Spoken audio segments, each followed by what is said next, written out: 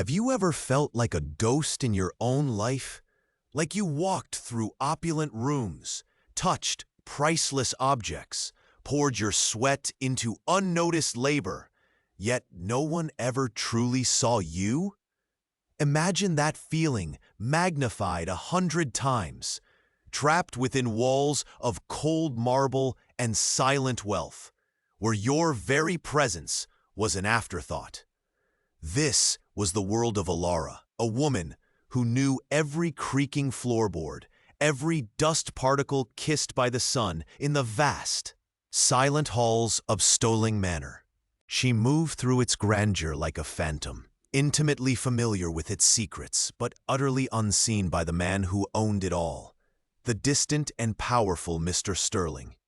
Her story is a quiet, dramatic testament to the hidden struggles of the unnoticed, the silent hope that one day the veil of invisibility might lift, and recognition, perhaps even justice, might finally find its way to the shadows.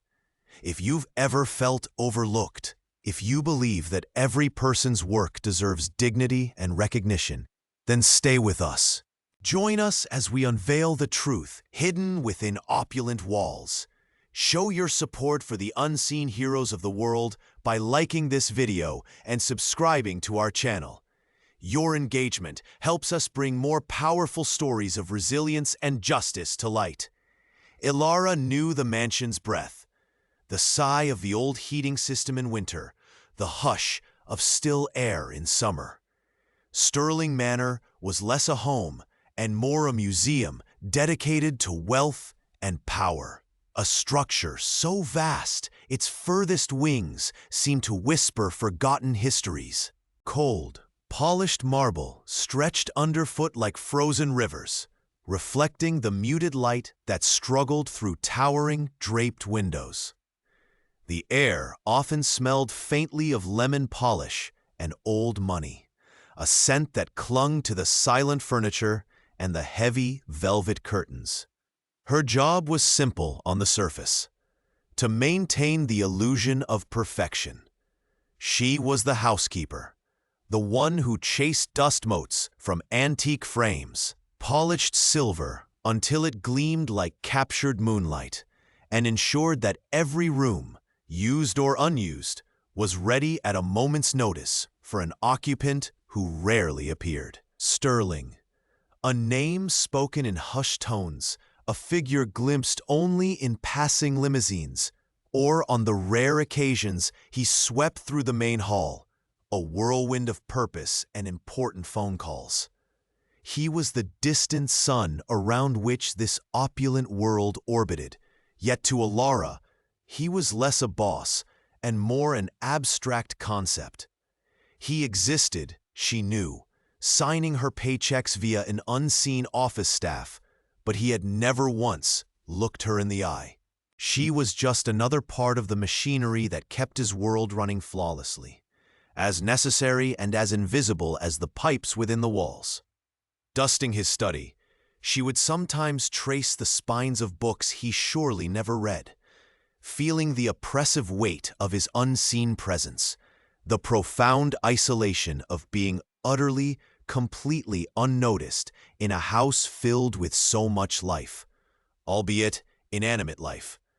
It was a gilded cage, not for her master, but for her own sense of self, slowly eroding with each passing day of invisible service.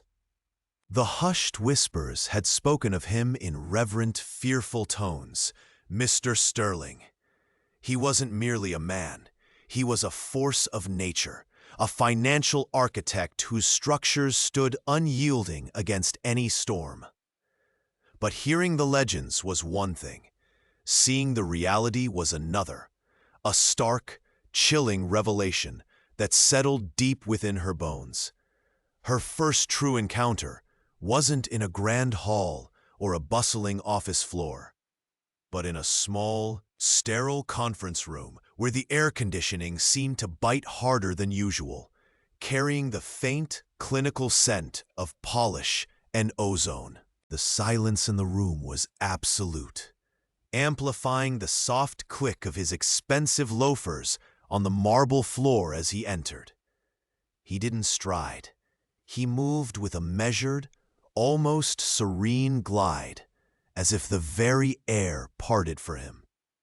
Visually, he was everything the whispers had described, yet somehow more imposing.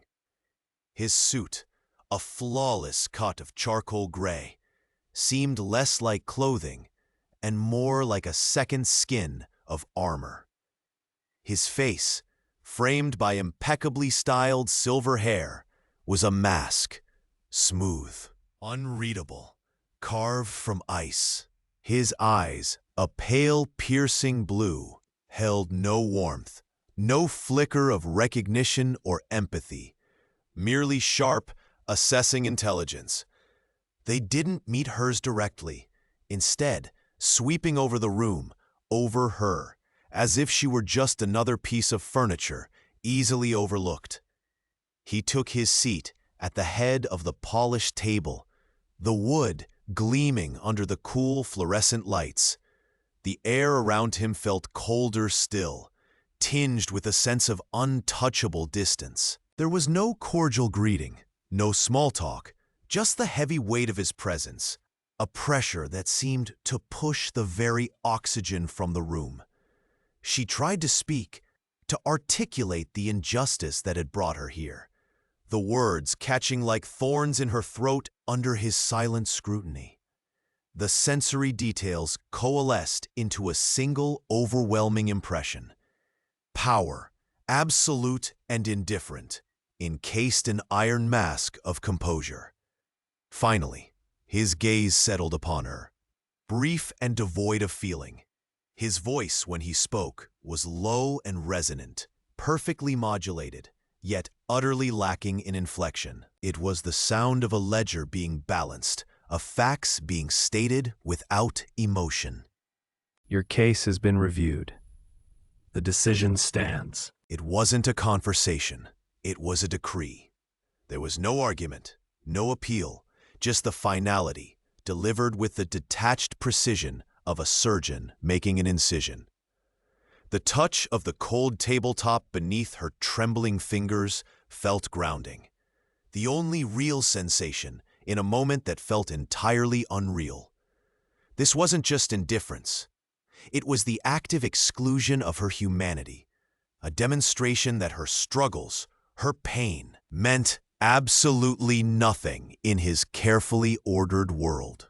The encounter lasted mere minutes, yet it felt like an eternity spent before an unyielding force, reinforcing every fearful rumor, solidifying the image of a man who was not merely powerful, but utterly untouchable, his detachment a shield more formidable than any physical barrier.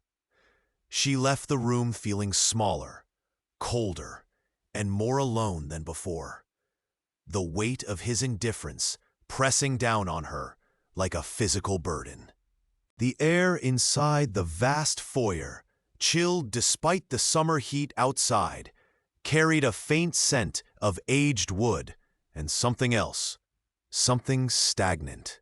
Beyond the breathtaking spectacle of marble floors that gleamed like ice and the soaring ceiling, where intricate frescoes faded slightly in the dim light filtering through towering windows, a subtle disquiet began to surface. It wasn't just the overwhelming scale of the place, designed more for display than for dwelling. It was the quiet, insidious signs that whispered of an emptiness far more profound than mere lack of furniture in an unused wing. In a grand drawing room, seemingly untouched for months, a fine film of dust lay on the polished surface of a concert grand piano. The keys were pristine, but the air around it felt heavy with silence, as if no melody had ever truly resonated there.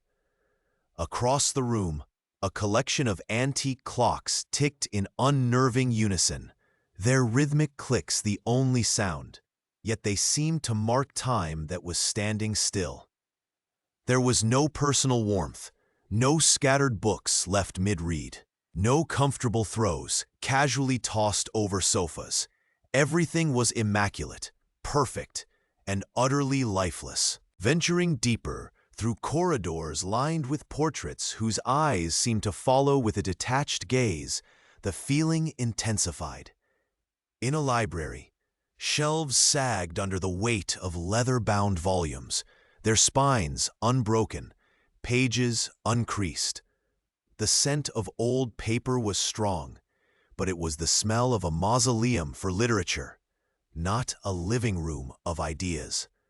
On a massive desk sat a single unopened letter, its envelope crisp, addressed to the owner, dated weeks ago. Even the sprawling, manicured gardens visible through leaded glass windows seemed to hold this strange paradox. While fountains played and roses bloomed, there were wilder edges where weeds crept in, ignored, at the foot of elaborate statues. It was as if the grand facade was meticulously maintained, but the details, the places where genuine life took root, were left to wither or struggle unnoticed. The sheer scale of the neglect in the small things spoke volumes about a person who could afford to buy the world, but perhaps couldn't bear to truly live in it, or perhaps felt utterly alone within its confines. Each silent room, each overlooked detail, wasn't just a sign of a busy person. It felt like a deliberate, heavy blanket of emotional isolation draped over immense wealth, hinting at a story far sadder and perhaps more dangerous than the superficial splendor suggested. The mansion held its breath around her, a vast echoing sarcophagus of faded grandeur. Anya moved through its silent corridors, each step on the ancient wood floors, a small sound swallowed instantly by the oppressive quiet. The air hung thick with the scent of old money and decay, a cloying perfume that clung to her clothes and settled in her lungs. She was a ghost in its halls, seen only when needed, otherwise left to wander its lonely expanse. But even ghosts craved moments of solid ground, of quiet presence. Tucked away on the second floor, in a seldom-used wing that smelled faintly of mothballs and forgotten summers, she found it. A small window seat built into the wall, facing west. It was utterly neglected. Dust lay thick on the sill and the worn velvet cushion, disturbed only by the occasional spider.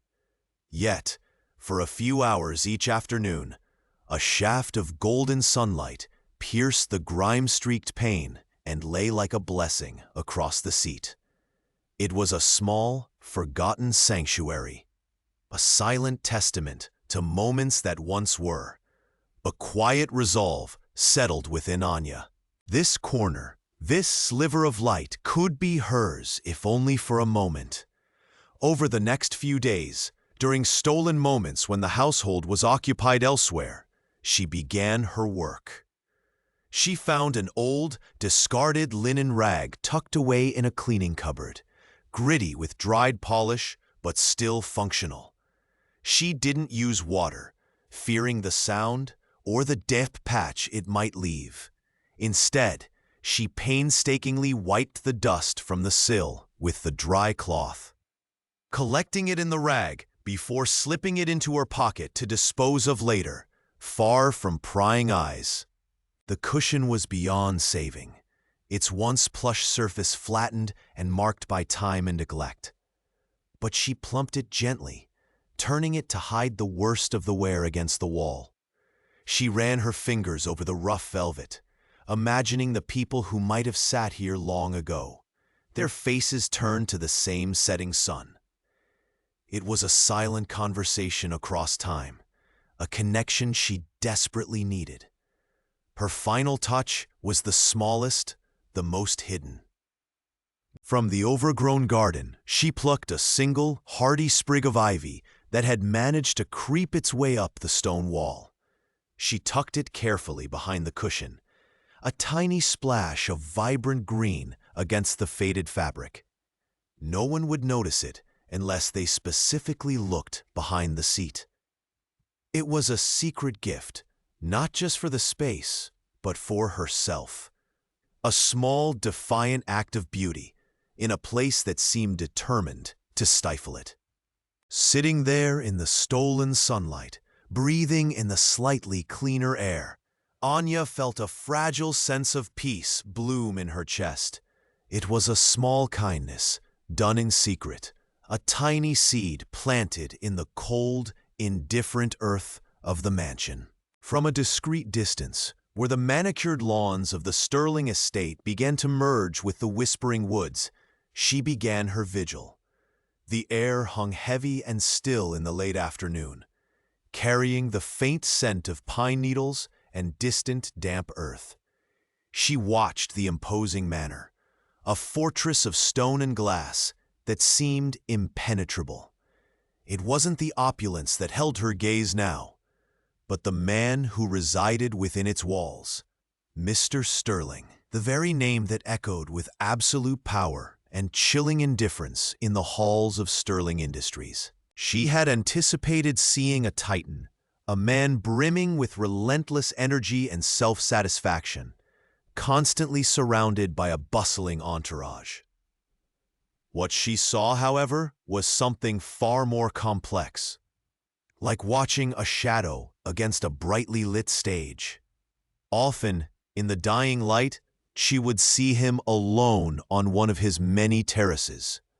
The vast expanse of his perfectly sculpted gardens stretched before him, a breathtaking panorama of wealth and control. Yet, his shoulders seemed to carry an invisible weight. Through the lens of borrowed binoculars, she saw details the world never noticed. The way his grip tightened on a glass of what was surely expensive amber liquid, knuckles white against the delicate crystal.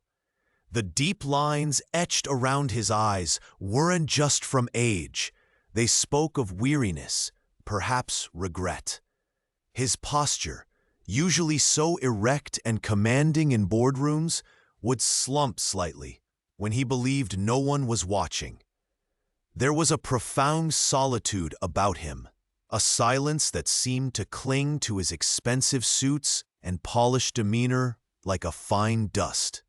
One evening, a sharp, cold breeze whipped through the trees, carrying the distant sound of traffic from the road miles away.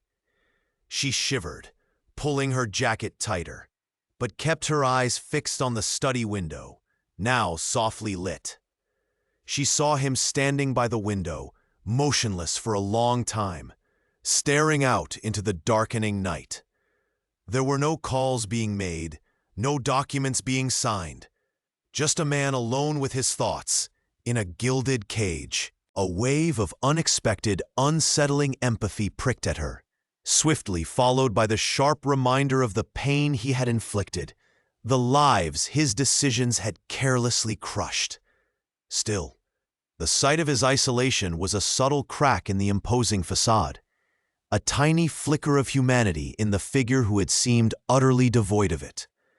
It was a detail, small and easily overlooked, but it hinted at burdens beneath the surface, perhaps a loneliness that even immense wealth could not alleviate. This quiet observation added a new layer to the conflict she was determined to face, a hidden depth to the man who held so much power over her destiny. A quiet determination settled within her soul. Maria had started small, scattering tiny seeds of kindness in the barren soil of that house. But the misery wasn't confined to her own corner. She saw it in the weary slump of the elderly cook's shoulders, the strained sigh of the groundskeeper, struggling with ancient, rusted tools, the quick, fearful glances exchanged between the younger maids whenever the mistress's sharp voice echoed down the hall. Their burdens, though different from her own, felt heavy and familiar. An invisible thread of shared hardship connected them all. She began to look beyond her immediate needs, observing the small frustrations that chipped away at the spirits of the others.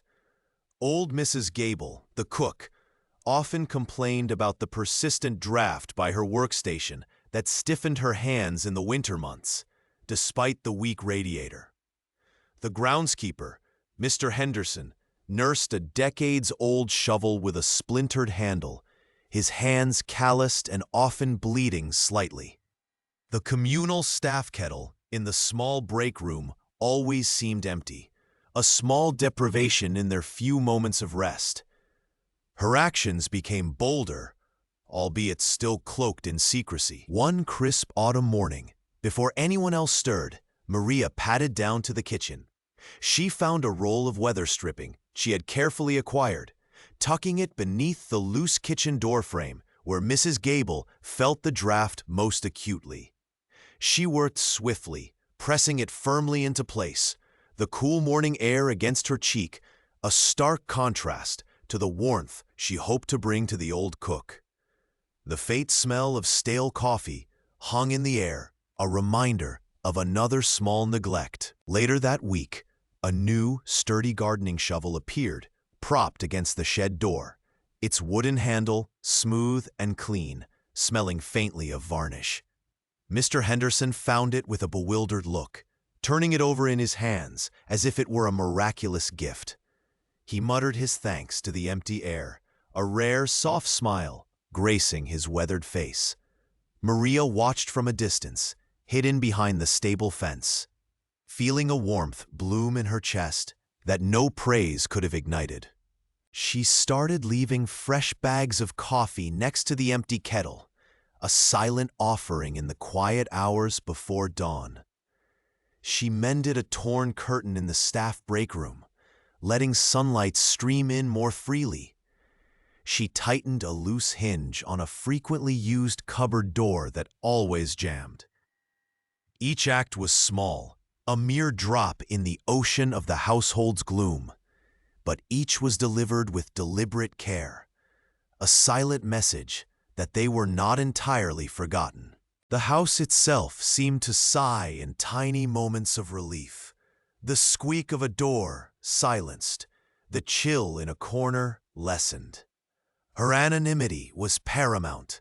The power was in the deed itself, not in the recognition. She wasn't just surviving the darkness anymore. She was quietly, painstakingly planting tiny, resilient flowers within it. The air in the long corridor was thick with the sharp, clean scent of industrial disinfectant, a smell that seemed to cling to every surface, every breath. Fluorescent lights hummed overhead, casting a harsh, unforgiving glare that bounced off the polished linoleum floor, leaving no shadows for secrets to hide. She knelt beside the designated locker, fingers fumbling slightly with the small, carefully folded package she was trying to slip inside. This small act of hidden kindness felt like a beacon in the cold, impersonal efficiency of this place, a tiny spark of warmth against the chill. Suddenly, a sound, the distinct click-clack of hard-soled shoes echoed down the hall, closer than they should have been. Her heart hammered against her ribs, a frantic drumbeat against the silence. Every nerve ending screamed danger. They were making rounds early, or perhaps someone was just passing by unexpectedly. Panic, cold and sharp, seized her. The package felt slick in her trembling fingers. There was nowhere to go, nowhere to hide. She was exposed. Caught in the blinding glare of the lights, her intentions laid bare to anyone who might look. Time seemed to warp, stretching the milliseconds into agonizing minutes. The sound of the footsteps grew louder, clearer. She could almost feel the gaze of the approaching figure, piercing the thin veil of her pretense. Her muscles tensed, ready to bolt, to pretend she was simply adjusting a loose shoelace. Anything but what she was actually doing. Sweat beaded on her forehead, stinging her eyes slightly. The sterile smell of the corridor seemed to intensify, almost suffocating her with the weight of potential discovery. Being caught wouldn't just mean trouble. It could mean the end of everything she was trying to do, jeopardizing not just her own safety, but the fragile hope she was trying to cultivate in this desolate landscape.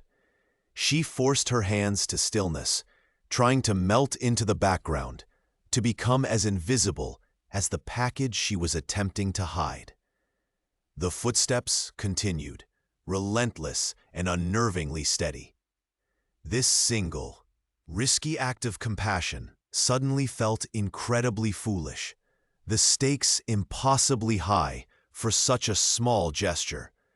The air crackled with tension, every sound amplified, every breath held tight. She could feel the fabric of the package rough against her fingertips, a tangible reminder of the precipice she stood upon. The air in the office had always held a perpetual chill, a frigid current that seemed to mirror the lack of warmth among its inhabitants. Yet, today, a new layer of ice seemed to form, hardening the atmosphere with a palpable tension. She had tentatively approached Mr. Sterling's imposing desk, a small flicker of hope animating her spirit despite the dread that usually pooled in the pit of her stomach whenever she had to interact with him. There was a minor procedural change she had identified, something simple that could streamline a tedious task and perhaps, just perhaps, inject a sliver of efficiency and ease into the relentless routine. She cleared her throat, the sound swallowed by the cavernous silence of his corner of the room. He looked up, not with curiosity or even mild interest, but with an immediate, hard glint in his eyes that suggested she was already an annoyance. She began to explain, her voice pitched low, trying to sound competent and not presumptuous. She spoke of wasted minutes, of repetitive motions, of a different way to file the reports that would save time for everyone involved. It was a simple suggestion, rooted in logic and a genuine desire to make things better, even just slightly. Mr. Sterling listened, or rather, he endured her explanation, his gaze fixed and unyielding. The faint scent of his expensive, sterile cologne seemed to amplify the coldness emanating from him. When she finished, a heavy silence descended, punctuated only by the rhythmic clicking of his keyboard, as he resumed typing before she had even finished speaking.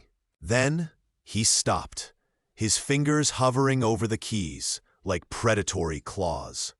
His voice, when he finally spoke, was not loud, but it cut through the air with a surgical precision, each word a deliberate rejection. We do things a certain way here. There's a reason for the system. You weren't hired to reinvent the wheel. The implied accusation hung in the air, that she was overstepping, that her ideas were unwelcome, that her efforts to improve things were seen as a challenge rather than a contribution. He didn't ask clarifying questions. He didn't consider the points she made. He simply dismissed her, her suggestion, and seemingly her presence, with a few clipped, dismissive words. There was no room for discussion, no acknowledgement of her perspective. The click-clack of his keyboard resumed, louder this time, a final, definitive punctuation mark on the interaction.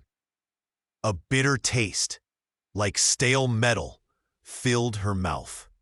The hopeful flicker she had felt earlier was brutally extinguished, replaced by a dull, heavy ache in her chest.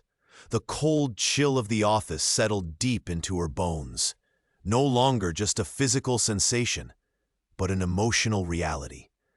It wasn't just Mr. Sterling's harshness. It was the manifestation of the entire environment's refusal to embrace change, connection, or any form of human understanding. Her job, already a constant uphill battle against monotony and isolation, suddenly felt exponentially harder. Every positive impulse was met with resistance. Every attempt to bridge the gap of indifference was met with a reinforced wall. The emotional divide didn't just persist.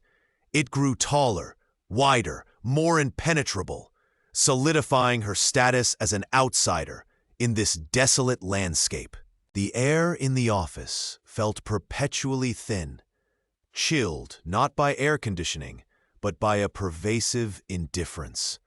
She sat at her small desk, a forgotten island in a sea of bustling activity, the fluorescent lights overhead humming a monotonous, soul-weary tune.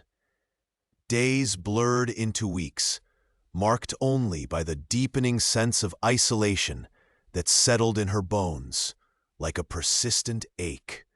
It wasn't just being alone.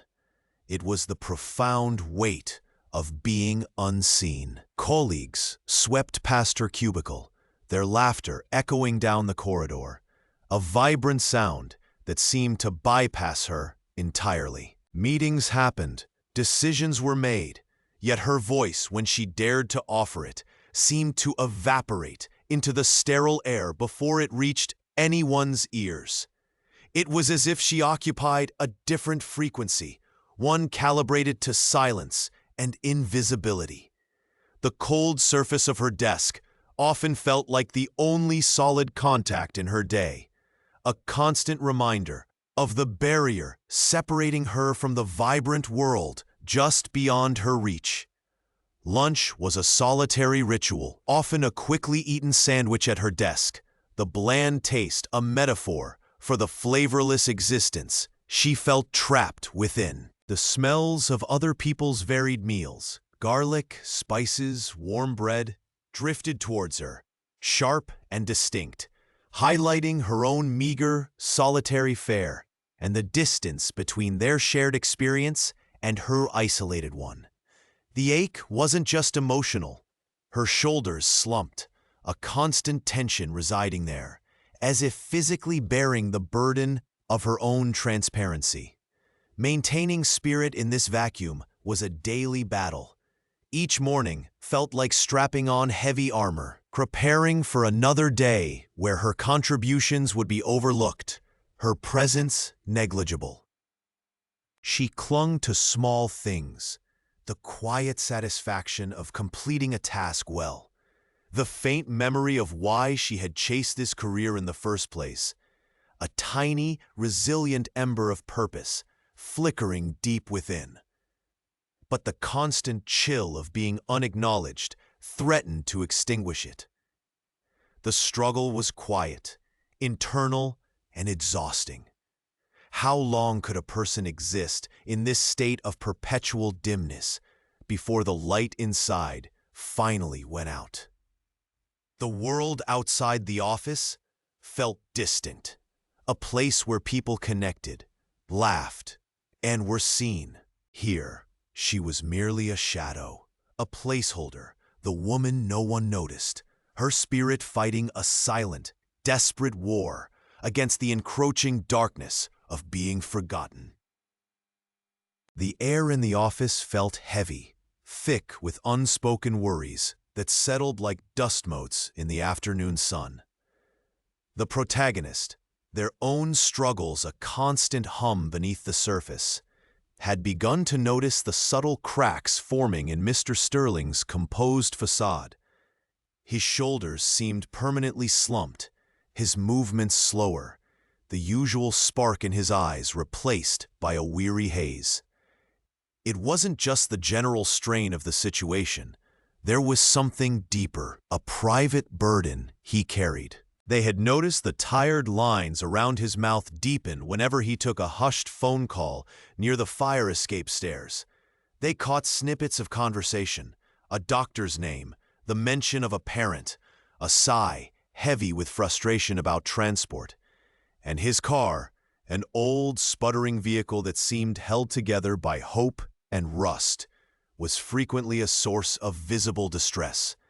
He'd stand by it after work, running a hand over a fender dented like a bruised apple, a look of profound worry etched on his face. It became clear he was caring for someone, likely a parent, and the simple act of getting them to appointments was a monumental stressor, exacerbated by the unreliability of his only means of transportation. This wasn't just professional difficulty. It was a personal, quiet pain. While others seemed consumed by the office politics and their own advancement, the protagonist saw the human cost in Mr. Sterling's tired eyes. They remembered what it felt like to have a fundamental need unmet, to feel trapped by circumstance. An idea began to form, small and risky, born of empathy and a quiet resolve. It wasn't about getting ahead or seeking recognition. It was about reaching out, neighbor to neighbor, in a world that felt increasingly cold. Using a small resource they had managed to secure, a favor owed, a connection made through their own unexpected path, the protagonist arranged for a crucial repair on Mr. Sterling's car. They ensured it was done discreetly, perhaps with a mechanic they knew, framing it as an anonymous community assistance initiative, or simply covering the bill themselves and ensuring it was a lucky break for Sterling. There was no grand announcement, no expectation of thanks. The protagonist simply watched from a distance as Mr. Sterling came out one evening, saw his car, turned the key, and heard the engine catch smoothly, without the familiar, grating cough. A look of sheer, disbelieving relief washed over his face. He ran a hand over the newly fixed area, then just stood there for a moment, breathing deeply, the tension visibly draining from his shoulders. The weight that had pressed down on him seemed to lift, if only slightly. It was a quiet moment, unseen by most, but the protagonist felt a profound sense of purpose settle within them. This act, small in the grand scheme of the office drama, was a direct blow against the indifference that seemed to permeate their world. It touched a hidden wound, acknowledging a struggle that deserved compassion, not just the cold shoulder of neglect. It was a moral choice made in the shadows, a seed of kindness planted in barren ground, hoping it might offer a tiny flicker of hope to someone who desperately needed it. A subtle, almost imperceptible shift began to ripple through the house. It wasn't a dramatic change, but a slow, unsettling divergence from the meticulous order that had always defined the Sterling residence. Dust motes seemed to dance more brazenly in the morning sunbeams, slicing through the drawing room windows, settling on the polished surfaces like tiny, glittering accusations.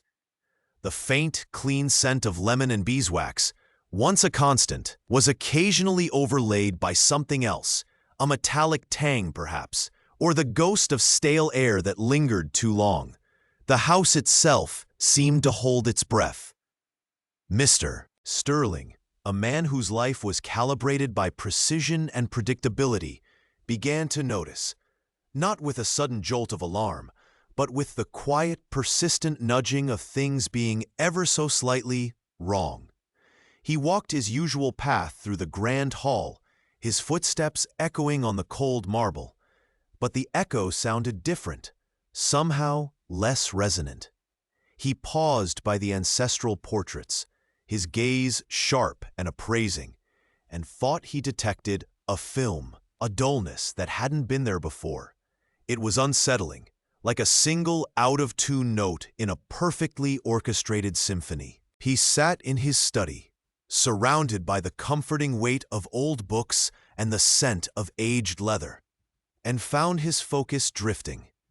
His eyes would land on a detail, a cushion plumped just slightly off-center, a newspaper not folded with the crisp exactitude he expected, the almost inaudible squeak of a floorboard in a distant corridor at an unusual hour.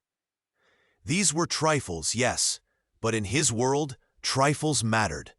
They were the tiny threads that, if pulled, could unravel the entire fabric of control. He looked at the staff, his gaze lingering longer than usual on familiar faces. The protagonist moved through her duties with practiced grace. Yet Mr. Sterling caught the flicker of something in her eyes. A tension, a weariness that went beyond the demands of her work. He noticed the way her hands, usually steady as she arranged flowers or polished silver, sometimes trembled, or the way she flinched almost imperceptibly at a sudden noise. Her work itself, once flawless, now showed the faintest strain.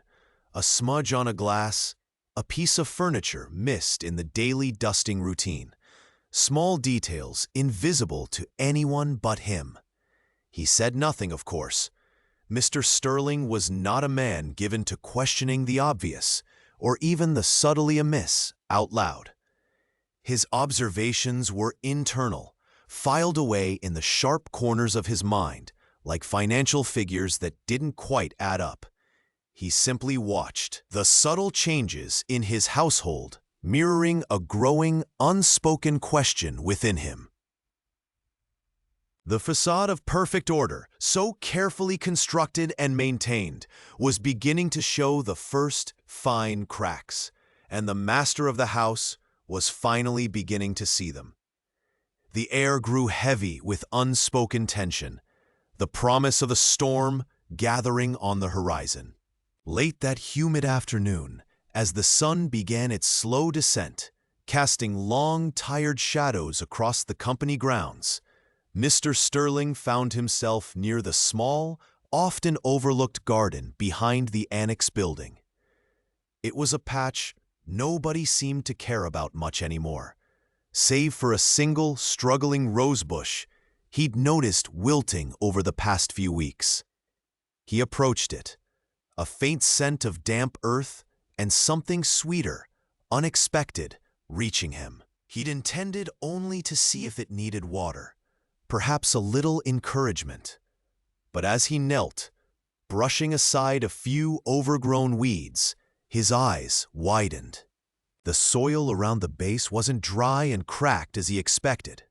It was dark, rich, and recently turned. Fresh mulch lay scattered carefully, and the rose bush itself, it looked alive. Its leaves, once drooping, lifted towards the light, a new, vibrant bloom pushing through the thorny branches, its petals unfurling like a silent testament to care. A soft, fragrant perfume now hung heavy in the air around it. Confusion furrowed his brow. Who had done this? He knew none of the groundskeepers had been assigned here. He looked around, searching for a clue, for any sign of a gardener. His gaze fell upon the low stone wall bordering the patch. Tucked beneath a loose stone, almost hidden, was a small, worn trowel. It wasn't the kind the company used. It was smaller, older, distinctly personal. And beside it, catching the light just so, was a single, thin ribbon of deep purple, the kind he had seen tied to a certain young woman's backpack. A small, familiar detail he hadn't consciously registered until this very moment. He picked up the ribbon, its satin cool and smooth between his fingers. It held a faint, clean scent, not of soil, but something light and floral, like hand lotion. He stood slowly, the small trowel and the purple ribbon held loosely in his hand. He looked at the thriving rose, then back at the simple, telling items. Pieces clicked into place. The late hours she sometimes stayed. The way she seemed to find quiet moments alone. The sheer, unwavering kindness he had seen in her eyes, even when shadowed by hardship. It wasn't definitive, perhaps, not courtroom proof, but the weight of the evidence settled upon him with the undeniable force of truth. It was her. The young woman who had faced so much, who carried the invisible weight of unfairness, had been quietly, secretly, nurturing life in the forgotten corners of this place.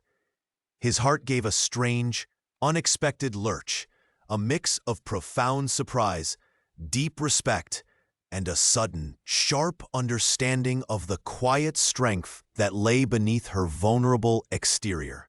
The secret was unveiled, not in dramatic declaration, but in the quiet language of a rescued rose and a forgotten ribbon. The stale air in the room seemed to thicken, pressing down on Mr. Sterling's chest, making each breath a conscious effort. His gaze, fixed on the screen or the papers before him, the source of the raw, undeniable truth, had become vacant, yet intensely focused. Color drained from his face, leaving behind an ashen mask of disbelief. He wasn't moving. Not a twitch, not a shuffle of his expensive shoes on the plush carpet. He was utterly, devastatingly still. A statue carved from the moment's shock. Confusion clouded the eyes that moments before had held the cool, calculating light of a man in absolute control. Now they darted back and forth across the incriminating evidence, as if trying to reconcile the impossible with the real. How could this be? The narratives he had accepted, the assumptions he had made, the trust he had placed, they were all crumbling around him, exposed as flimsy facades built on deceit. A cold knot formed in his stomach, tighter than any business deal tension he had ever experienced. This wasn't about money or markets. This was about people, about a profound, gut-wrenching injustice unfolding right under his nose. No sound escaped his lips. The room, usually filled with the low hum of productivity or the sharp clicks of keyboards, was swallowed by a suffocating silence. His silence. It wasn't just the absence of words. It was a palpable force, heavy with the weight of shattered illusions and dawning responsibility. The ability to articulate anything, a question, an accusation, a simple gasp, had been stolen from him, locked away by the sheer magnitude of the revelation. His mind reeled, grappling with the implications, the betrayal, the depth of suffering hinted at within the stark reality now laid bare. But beneath the frozen exterior, a seismic shift had begun. It was a slow, agonizing crack forming in the bedrock of his understanding.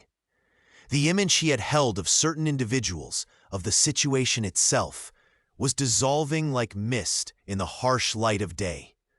A bitter taste, metallic and sharp, coated his tongue. He could almost feel the tremors spreading through his body, the slow awakening of a conscience, perhaps lulled into complacency by power and distance. The initial confusion started to give way to something harder, colder. The first flicker of indignation, the first chilling touch of shame for what he had allowed, perhaps even inadvertently facilitated. The silence held him captive, but within that silence, the gears were beginning to turn, setting in motion a chain of thoughts that would inevitably lead to action, irrevocably changing the course of everything. The fluorescent lights of the long corridor hummed, casting a sickly yellow glow that did nothing to alleviate the perpetual tension that seemed to cling to the very air. Maria walked slowly, her shoulders slumped, the weight of countless taunts and deliberate obstacles pressing down on her like an invisible burden. Her eyes, usually bright with a spark of hope despite everything, held a weariness that seemed to dim their light entirely. She carried a stack of books, their edges worn from frequent use, clutching them tightly against her chest, as if they offered some small shield against the world. Just ahead, blocking the narrow passage, stood the familiar figures of her tormentors. Mark, the leader whose cold indifference had often felt like the sharpest weapon, was there, flanked by Sarah, whose laughter could curdle milk. Maria braced herself, her heart sinking, preparing for the usual gauntlet of sneers and cruel remarks. She lowered her gaze, focusing on the scuffed linoleum floor, wishing she could become invisible. As she drew nearer, the usual ripple of malicious anticipation seemed to pass through the group. Sarah's lips curved into a familiar, unpleasant smile. Oh, look who it is! Still dragging those dusty old things around? Trying to learn your way out of here? The words, though cutting, felt routine. Maria kept walking, hoping simply to pass without incident. But then, something shifted. As Maria was about to edge past, one of the books slipped from her tired grasp, clattering to the floor, pages fanning out in a helpless sprawl. A small, framed photograph tucked within its pages slid free, landing face up. It was a picture of Maria with her grandmother, taken years ago, a rare moment of unadulterated joy, captured forever. Sarah snickered, ready to deliver another jab. Clumsy as ever, aren't we? Mark, who had been leaning against the wall, seemingly bored, straightened slightly. His eyes, which usually held only disdain or cold amusement when they landed on Maria, fixed on the fallen photograph. For a fleeting second, the hard mask he perpetually wore seemed to soften, just the slightest degree. His jaw unclenched, and his usual smirk didn't form. He didn't say anything cruel. He didn't laugh. Instead, his gaze flickered from the photograph back to Maria's face. Her eyes, wide with a mixture of fear and a fresh wave of despair, at having her cherished memory exposed to their cruelty, met his. In that instant, the usual barrier between them seemed to thin. A flicker, a mere ghost of an expression that might have been concern, crossed his features before he could fully suppress it. It was a crack in the ice, so brief it was almost imperceptible. Yet for Maria, it felt like a seismic shift. Then, in a voice that was strangely devoid of its usual mocking lilt, low enough that only those closest might have heard, he spoke. Is that your family? The question hung in the air, shocking in its unexpectedness. It wasn't a taunt. It wasn't a demand. It was a question. About her. About something personal and precious. Sarah's snicker died in her throat, her eyes widening slightly, clearly thrown by Mark's deviation from the script. Maria froze, the blood draining from her face, unsure how to process this anomaly, this first faint glimmer of warmth in the prolonged, brutal winter of his cruelty. It was a moment, no more than a breath, but it marked the true turning point. A tiny fissure appearing in the seemingly impenetrable wall he had built around his heart. He quickly looked away, his face hardening back into its familiar impassive state, as if ashamed of the brief slip. But the question had been asked. The crack had appeared. The air in the mansion, once thick with unspoken fears and hushed anxieties, began to thin. It wasn't a sudden dramatic shift, but a subtle change, like the first hint of spring after a long, harsh winter. The heavy silence that had clung to the grand hallways like cobwebs started to dissipate, replaced by something lighter, almost hopeful. Staff members who had previously navigated the opulent rooms with heads down and quick, furtive steps now moved with a fraction more ease. A cautious smile might be exchanged in the kitchen, a quiet joke shared between housemaids carrying linen. The stern, unyielding presence of Mr. Sterling, which had cast a long shadow over the entire household, seemed to soften. It was in the small things at first. Instead of the curt nod or the impatient wave of a hand, Mr. Sterling was heard to utter a simple, almost startling, "Thank you," to the butler bringing his morning tea. The sound echoed in the butler's ears, a foreign melody, in a house tuned to sharp commands and dismissive grunts. He blinked, half expecting a reprimand for some imagined slowness, but none came. Another day, walking through the bustling morning preparations in the dining room, Mr. Sterling paused. He didn't scowl at a misplaced fork or comment on a perceived delay. Instead, his gaze lingered on a vase of fresh roses, their crimson petals vibrant against the morning light.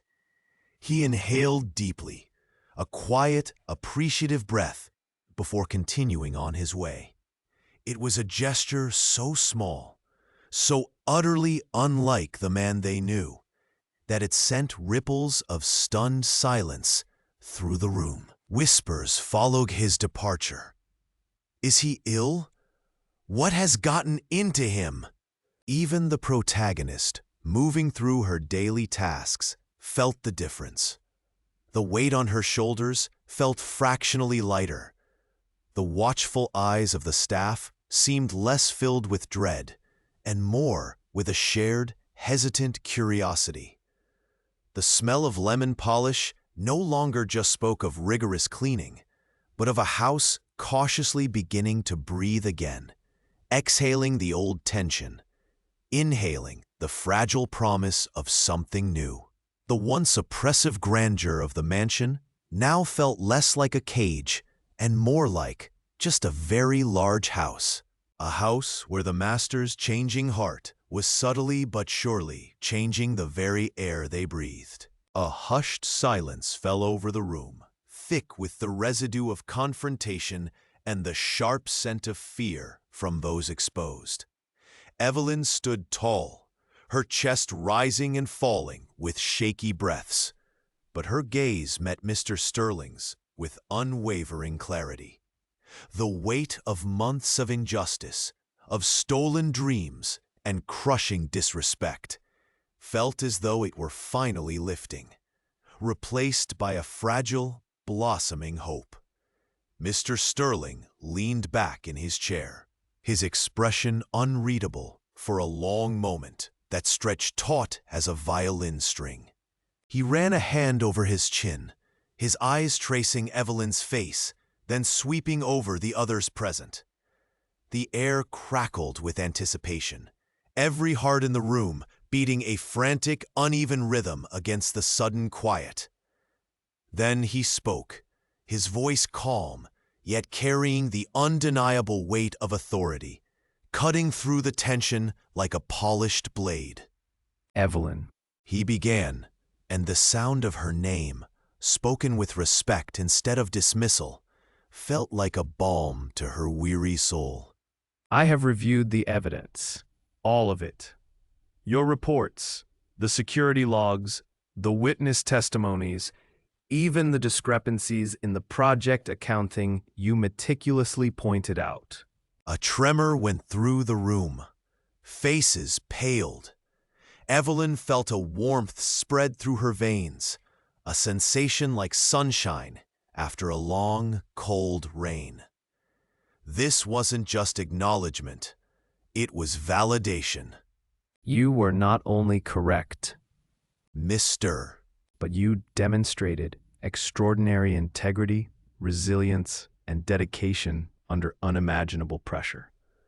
While others sought to discredit and undermine you, you focused on the work, on doing what was right for this company. His gaze fixed solely on her, a look of genuine respect softening the usual stern lines of his face. Evelyn, I owe you a sincere apology for not listening sooner, for allowing this environment to fester, and for the immense hardship you have endured. You deserve far more than words. He paused, taking a slow breath. Effective immediately. Your role is being reevaluated. You will receive a significant promotion commensurate with the critical value you have proven. Furthermore, the resources and support you requested months ago, they are approved. You will have a dedicated team, the best equipment, and an office worthy of your contributions. Tears welled in Evelyn's eyes, blurring the sharp edges of the boardroom. It wasn't just the promotion or the resources. It was the simple, profound fact that she was seen. Her work, her struggle, her truth, it had all been validated by the very person who had seemed most distant. Mr. Sterling stood, walking towards her. He stopped a few feet away, extending a hand. Thank you, Evelyn. You saved us from significant damage, both financially and ethically. You are a true asset, and we are incredibly fortunate to have you. As Evelyn took his hand, the firm, warm grip felt like the physical manifestation of the turning tide. The heavy cloak of being the underdog, the victim of cruel games, was lifted. The seeds of goodness she had sown through perseverance, integrity, and quiet strength had not just sprouted. They were bearing abundant fruit, sweet and potent with the taste of hard-earned victory and profound respect. The air no longer smelled of fear and tension, but of the clean, crisp promise of a new beginning. The grand old mansion, once a desolate sentinel of solitude, now bloomed with life. Vines, heavy with fragrant blossoms, climbed its stone walls. Birdsong filled the air that had been thick with silence, and the vibrant laughter of children echoed through its meticulously restored rooms. It was a mirror of the heart that now beat within its walls, a heart once as cold and barren as the neglected grounds, now overflowing with warmth and connection. The owner, the man who had lived shielded behind walls, both literal and figurative, was transformed. The sharp angles of his face had softened, replaced by gentle lines etched by smiles rather than frowns. His eyes, once hard and calculating, now held a deep, empathetic light that saw the world not as a transaction, but as a community. The journey had been fraught with misunderstanding and pain, but it had culminated in this beautiful, unexpected redemption. The moral was stark, painted not in words, but in the vibrant hues of a life reclaimed. True wealth was not measured in accumulated riches, but in the generosity of spirit, the willingness to see another's pain, and the courage to extend a hand in kindness. Empathy was not a weakness. It was the most powerful force for change in the world. Witnessing this metamorphosis, from the first hesitant step towards understanding to this full embrace of compassion, filled the narrator with a profound sense of fulfillment. It was the quiet, deep satisfaction of seeing justice served, not through vengeance, but through the transformative power of human connection. It was the feeling that the smallest spark of empathy could ignite a fire of change, capable of warming the coldest places. The story settled like the gentle dust motes dancing in the sunlight that now streamed through the mansion's tall windows. It lingered, a testament to the truth that no soul is beyond redemption, no situation too bleak for hope to find a crack to enter through. The laughter of children continued, a sweet symphony against the backdrop of rustling leaves, a sound that had been unthinkable here not so long ago. The scent of blooming roses drifted in, carrying with it the whisper of lessons learned. That the greatest fortune one could possess was a heart open to others, that listening with empathy could mend the deepest wounds, and that every act of kindness, no matter how small, sent ripples of change through the tapestry of life. The mansion stood, not just a house, but a monument to the richest heart of all.